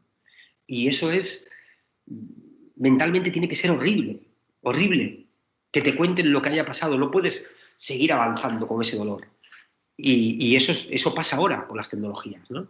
¿Entiendes? Que avanzan con el dolor de lo que han dejado atrás y de lo que ha sucedido atrás, ¿no? Avanzan a buscar algo que casi nunca encuentran, pero que les va marcando, ¿no? Y para acabar, sobre todo porque nos quedan 10 minutinos y siento ir tan rápido, hubo dos cosas que me marcaron mucho. Voy a contar una más dura y luego ya voy a ir a otra que también es durita, pero yo creo que es importante que sepamos. Primero, me encontré, es un trabajo sin acabar que creo que era importante, pero creo que ya no lo voy a poder acabar, y fue que los del ISIS me contaron que los del ISIS, cuando entraban en una casa para hacerse con el territorio, para hacerse con el poblado, hacían como los romanos, que cuando llegaban hacían las mayores barbaridades del mundo en tu ciudad y así en la siguiente ciudad ya no la tenían que conquistar, era conquistada sola. La gente tenía tanto miedo que salía a aplaudir y a apoyar la liberación. Entonces ellos hicieron una cosa. Cogían a la persona mayor de la casa, que fuera joven, no mayor, pero el más joven de los jóvenes, el más joven, el más mayor de los jóvenes, y lo sacaban al patio, que todo el mundo lo viera. Le crucificaban en pie, le ponían una barra de acero agarrada a las manos y le prendían fuego. ¿Vale? Ponían una barra aquí y le prendían fuego. La voy a quitar ya, simplemente que la veáis, ¿vale? Y le prendían fuego. Y dejaban que se curasen las heridas para que quedase acartonada la piel y luego le soltaban. Y quedaba marcado para toda la vida, no podía mover los brazos ni podía tener una vida normal. Y esto lo iban haciendo con la gente según iba avanzando para que la gente cogiera miedo. Y me pareció algo terrible, terrible. Imaginaros cuánta gente joven que le ha pasado eso, que le han hecho eso. Os cuento esta historia porque esta historia tiene un final feliz. Luego unos médicos franceses vinieron a operarle, sé que se ha ido recuperando y que ya tiene movilidad en los brazos y que, bueno, gracias a Dios no ha perdido las falanges, bueno, y que él está más o menos bien. Pero muchos de ellos no estaban así, ¿no?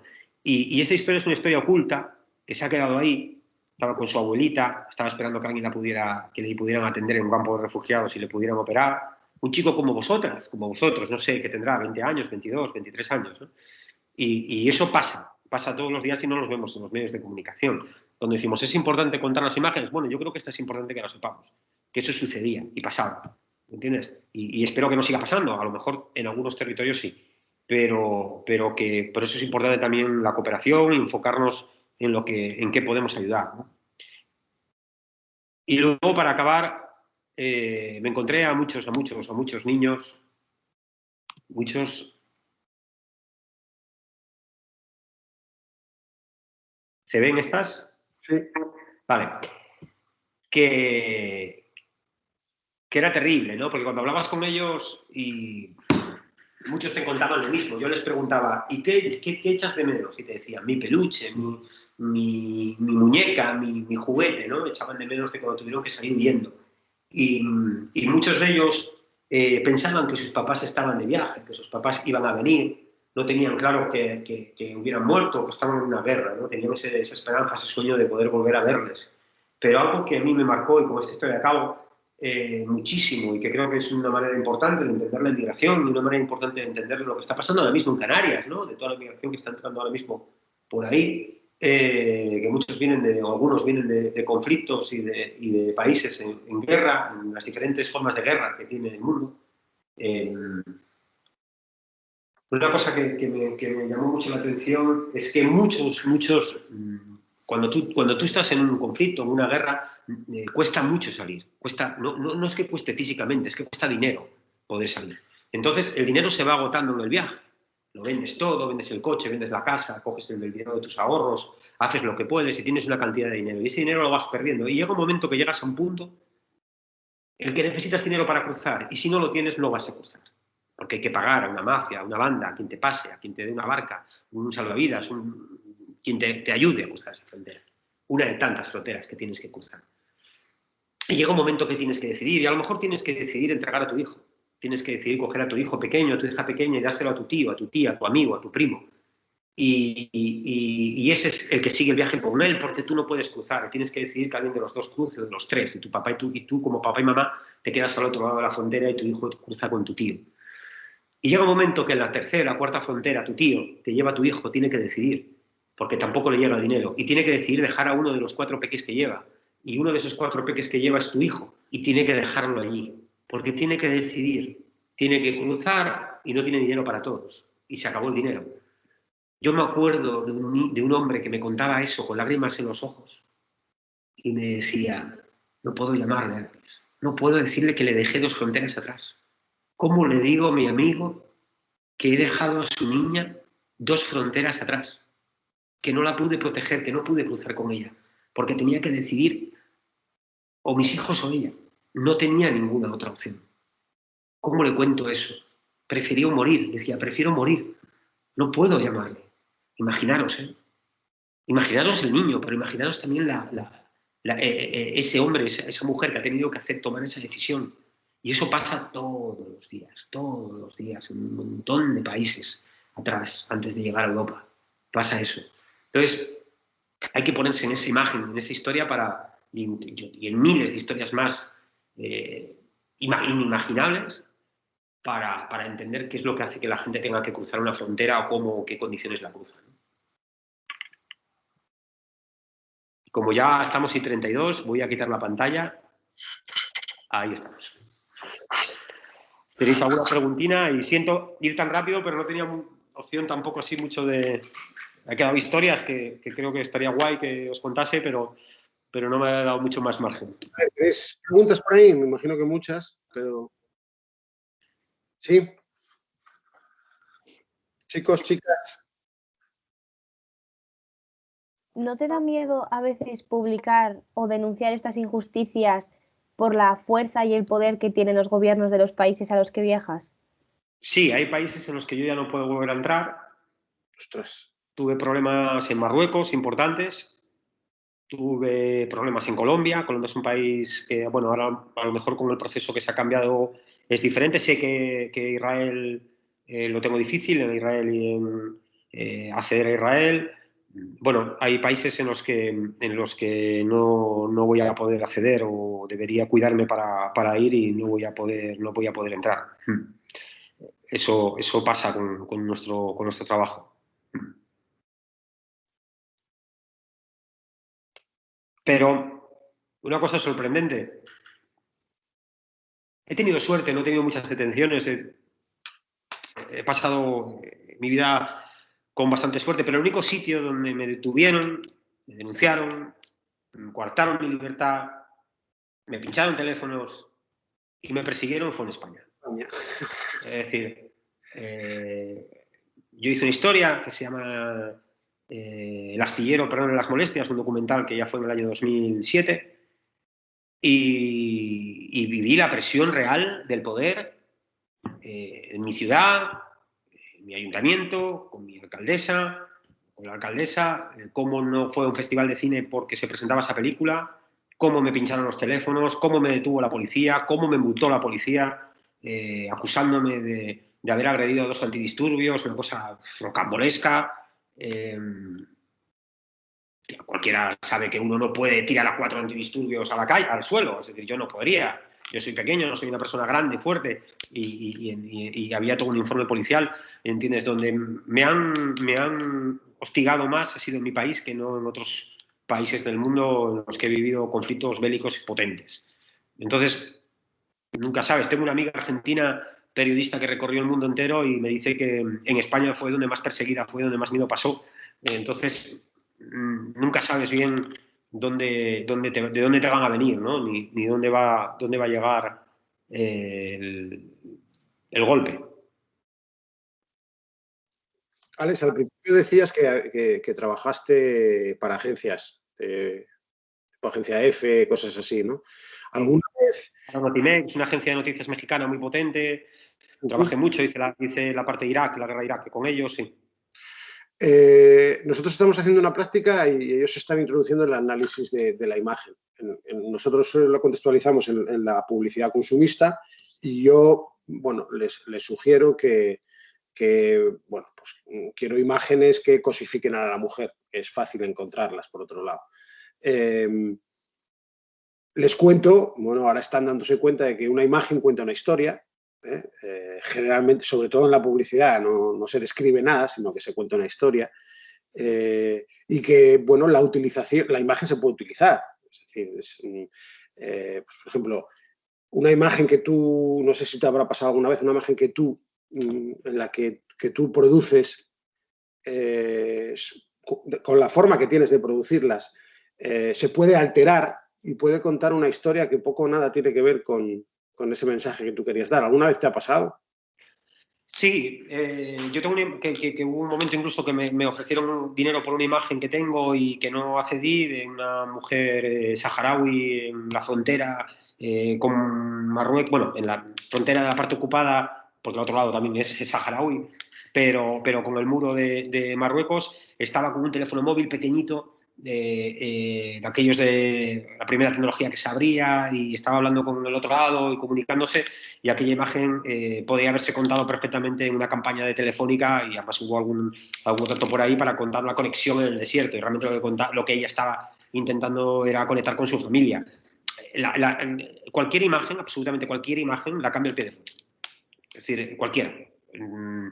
Le das una vuelta al pie de foto y puedes, yo creo que podríamos hacer la práctica un día si queréis, preparamos una práctica así con cualquiera de mis imágenes que os he mostrado y os aseguro que podría cambiar cualquier historia solo con el pie de foto, o peor todavía, con el titular de la noticia, porque realmente todo el mundo va a leer el titular de la noticia y luego no se va a ir al contexto. Es decir, no haría falta ni mentir.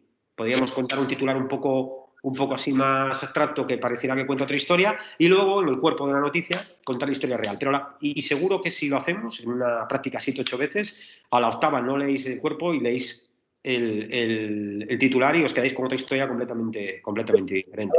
Si sobreencuadras o enfocas o la mitad de la... Bueno, ahí... Sí, o si tiñes la foto de sangre, como se hicieron aquí en los trenes en los atentados, ¿no? Es decir, hay un montón de situaciones en las que tú puedes cambiar una imagen, ¿no? Yo suelo editar poco y producir poco mis imágenes, pero las imágenes se pueden manipular, claro. Hoy en día se puede manipular el vídeo y poner tu cara en una imagen en la que parece que todo es real, ¿no? Lo que ha pasado. Bueno, estamos en el momento en el que podemos generar imágenes que no existen, o sea que ya lo decimos todo. Y el problema está en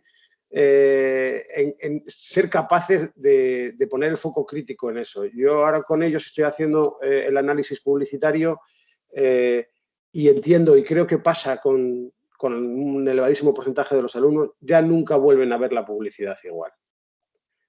Bueno, por lo menos. Y luego utilizamos todas esas técnicas que aprendemos, hacemos un análisis objetivo, hacemos un análisis subjetivo, el punto, la línea, el encuadre, todo el objetivo, pero también un análisis subjetivo profundo, y luego les digo que todas esas técnicas que están muy bien hechas porque consiguen que nosotros compremos productos que no necesitamos, pues las utilizamos en otras prácticas con objetivos ya un poco más tal, generar campañas de sensibilización en la que tú has participado mucho, y bueno, yo creo que es una buena dinámica, pero al principio cuando yo les digo que una imagen cuenta una historia, bueno, pues un poco se sorprenden, ¿no? Y yo creo que este es el ejemplo más gráfico de que una imagen es una historia. Detrás de esa imagen puedes hablar una hora de lo que pasa detrás de esa imagen, ¿no?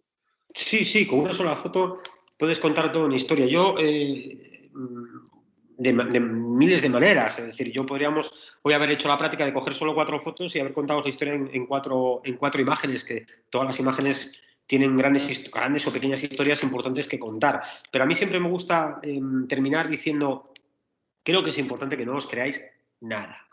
Es decir, todo lo que yo os he contado, os he podido mentir, me lo he podido inventar, no habéis viajado allí, os he podido contar las historias que me ha dado la gana, y vosotros saldríais diciendo que bien o que mal, pero os creeríais, entiendo que no vais a poner en duda lo que os estoy contando. Pues mira, desde este minuto ponerlo todo en duda, porque esto es mentira. ¿Puede ser todo mentira? Al final es mi enfoque, yo os lo he contado así. ¿Entiendes? Entonces, eso es lo que pasa con las redes sociales también. Cuando tú te metes en cualquier red social o cuando tú te metes en Google o tú metes en YouTube o te metes en cualquier plataforma y buscas una noticia posicionada muchas veces y tienes la noticia que te quieren dar, que te cuenten. Pues yo estoy contando lo que a mí me ha dado la gana y lo que yo he querido contar. Entonces, yo creo que lo importante que no deja de ser publicidad, porque os estoy publicitando o contando una historia según mi punto de vista. Entonces, yo creo que es importante que seáis críticos con todo y desde el minuto 1 que alguien os cuente algo, mucho más que antes, porque antes cuando alguien os contaba algo os podía enseñar imágenes y avalarlo con eso, pero esto lo he podido montar yo, o coger las imágenes de internet, o manipularlas. Hoy en día las herramientas te facilitan eso, por lo cual, ser críticos, discutirlo todo, buscar vuestras rutas de información, plantearos miles de historias diferentes y si podéis, vivirlas. Si podéis, vivirlas, porque eso es increíble. Nada os va a quitar eso. El ser vosotras las que vayáis a ese sitio, a ese espacio y podáis ser vosotras quien os contéis a vosotras mismas vuestra propia historia, ¿no? Eso es para mí fundamental. ¿Tenéis alguna pregunta? Yo sí. Habla tú. Bueno, no sé muy bien cómo explicarlo. A la hora de elegir la foto que vas a publicar, para no crear un mal sensacionalismo, por decirlo de alguna forma, ¿cómo haces? Porque, por ejemplo, recordaste antes lo de los trenes y me acuerdo cuando fue el accidente de los trenes en Santiago, que salían las fotos de las personas muertas del accidente, que se le miraba prácticamente toda la cara y me acuerdo que yo pensé que me pareció una falta de respeto y dije, es que es mi hermana o mi madre quien está ahí y es que les cae un puro que vamos, se acuerdan de la foto para toda la vida. Sí, pero mirar, no en ese caso, ¿no? O sí, es decir, la doble moral. Yo me acuerdo que cuando nosotros montamos el encuentro de fotoperiodismo en Gijón, con Javier Bauluz, un encuentro muy potente en la Semana Negra, no sé si conocéis la Semana Negra, supongo que sí, y montábamos el encuentro de fotoperiodismo de Gijón y nosotros durante muchos años hemos ido poniendo conflicto bélico, Irak, Afganistán, Libia, no sé, Palestina, el Congo, es decir, historias durísimas, muy duras, ¿vale? Los atentados de Estados Unidos, de los aviones, las imágenes, la exposición.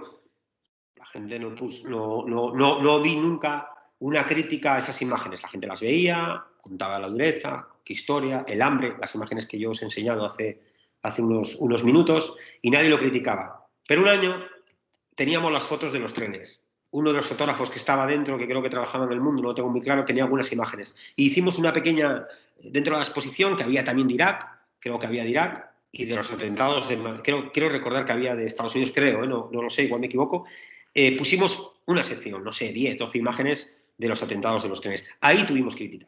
Y hubo gente que dijo que no podía ser, que vulneraba los derechos, pero las críticas eran con las imágenes españolas, no eran con las imágenes que venían de afuera. ¿Entiendes? Entonces yo digo, hostia, cuando le ponemos nombre y apellidos, revuelven algo dentro de nosotros. Pero cuando no tienen nombre y apellidos y cruzan fronteras, no revuelven nada, son imágenes. Entonces, tenemos que replantearnos un poco todo. ¿Eso quiere decir que hay que poner las imágenes esas? No, probablemente sobren, no sean necesarias, no haya que contar la historia así, pero entonces no hay que contar la historia así, ni de aquellas, ni las de Irak, ni las de Afganistán, ni las de Libia, ni de ningún otro sitio. Las imágenes duras que yo os he enseñado aquí no están publicadas en medios de comunicación, ¿entiendes? Están pues para ONGs, para estudios, para informes. Yo mucho de mi trabajo lo he hecho con organizaciones, no en los medios de comunicación. Pero tenemos que replantearnos qué es lo que nos afecta y cuándo nos afecta. Porque muchas veces nos afecta solo cuando conocemos al de enfrente. Sobre los medios de comunicación, vale. A veces, Carolina, los números no dejan de ser estadísticas. Entonces, si no le ponemos nombre y apellidos, si no le ponemos cara, fijaros, hace 5 o 6 años podría aparecer una noticia que había un accidente aéreo y morían 400 personas, ¿vale? 300 personas en un accidente. Y los accidentes que hubo en España fue pues traumático, días de luto y no sé qué más, ¿no? Bueno, pues se está cayéndose un avión y medio todos los días en España ahora. Como números los llegamos a naturalizar. En la guerra pasa lo mismo. Si no le ponemos nombre y apellidos y hacemos a veces una imagen o presentamos imágenes duras de lo que está pasando, historias en formato audiovisual que cuenten un poco lo que pasa, no nos despertamos, generamos un callo que esto no va a pasar nunca. Sí, claro, sí, o sea, yo estoy totalmente de acuerdo con que también hay que representar la realidad, porque es que es lo que los demás no nos enseñan, pero la pregunta precisamente iba por el tema de... El tema es descubrir... medios de comunicación, de cómo elegía él eso. Hay una máxima que se dice que si te quieres informar, no leas la prensa, no escuches la radio y no veas la televisión. Al menos solamente una televisión. Un ejercicio muy rápido. Si el COVID no hubiera sido en España y hubiera sido en África, tendríamos imágenes de todos los hospitales, de los muertos, de los fallecidos en nuestros medios de comunicación. Como el COVID ha sido en España, se ha limitado en todo lo posible que esas imágenes no llegasen a los medios de comunicación ni a nuestro imaginario colectivo. Es decir, han llegado imágenes durísimas porque esto es una situación muy complicada, pero estoy absolutamente convencido de que nuestros diarios hubieran abierto con portadas de imágenes muy duras en el Congo, en Malí, en Sudáfrica, en México, Guate, Colombia, me da igual, ¿entiendes? Pero como eso ha sucedido en este país, esas imágenes no se han dado, ¿entiendes? Entonces, hay un debate ahí. Tenemos que ser conscientes de que cuando nos afectan en lo cercano, hay una limitación de la información clara, ¿entiendes? Cuando no nos afecta en lo cercano y está a kilómetros más allá, no nos planteamos igual. No nos planteamos igual el derecho a la información, ni nos planteamos igual los derechos humanos, ni nos planteamos igual nada. Todo cambia, ¿no?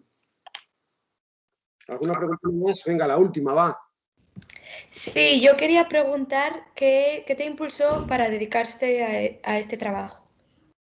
Pues yo empecé de una manera muy extraña, bueno, muy extraña. Yo estudié delineación, hice otras cosas, fui funcionario durante un tiempo y luego me cansé, no mucho tiempo, porque fue un par de años nada más, aprobé muy rápido la posición, pero yo un día, en aquella época, en el 96, 97, creo que fue, o sí, por ahí más o menos, había un conflicto que a la gente de mi generación nos llamaba mucho la atención porque habíamos vivido como nuestros padres nos hablaban de la revolución nicaragüense y cómo nos hablaban de Nicaragua y de lo que había pasado en Nicaragua. Yo crecí escuchando a mi padre hablar de Nicaragua y a mí me tocó hablar de Chiapas, ¿no? De la guerrilla zapatista y de su comandante Marcos. Un día tomé una mochila y metí una cámara de fotos en ella y me largué a la selva de Candona y a Chiapas a ver a la guerrilla y a estar con ellos y apoyarles en los cinturones de escudos humanos, ¿no? En aquella época los internacionalistas que nos llamábamos, europeos, cogíamos un vuelo, viajábamos a México y nos poníamos al servicio de los indígenas en cinturones para que los paramilitares no entrasen en los poblados y violasen los derechos humanos. Y ahí me di cuenta un día que hubo una situación dura, que si yo sacaba la cámara de fotos y la ponía en la mano, los paramilitares paraban, ¿no? Y los militares tenían miedo a que los europeos hiciéramos fotos y mostrásemos lo que estaban haciendo. Y me di cuenta de que aquello era un arma súper potente, ¿entiendes? Que servía para parar cosas. Y entonces empecé a utilizar mi arma, que era la cámara de fotos, y ahí empecé a dedicarme a eso, sin saber tomar fotos, porque muchas de aquellas imágenes no valieron para nada. Tengo pocas imágenes que hayan valido. A veces no llevaba ni carrete cuando estaban los cinturones, pero vi que cuando yo empuñaba aquella arma funcionaba, y aquella arma paraba las cosas. Y a partir de ahí empecé a disparar imágenes. Bueno, pues una vez más, Alex, muchas gracias, porque yo creo que es una charla muy interesante que despierta muchas sensibilidades en el alumnado y que afrontan el curso de otra manera, ¿no? Porque yo les cuento la importancia que tiene la imagen, la importancia de cómo construir mensajes, la importancia de construir contranarrativas a los mensajes que nos llegan, que alfabetizar críticamente no es solo manejar tecnología, eso lo tienen superado, sino manejar con conciencia crítica toda la información que les llega, ¿no? A ver si entre todos y todas somos capaces de construir un espacio, un mundo mejor. Pues nada, muchísimas gracias, Alex.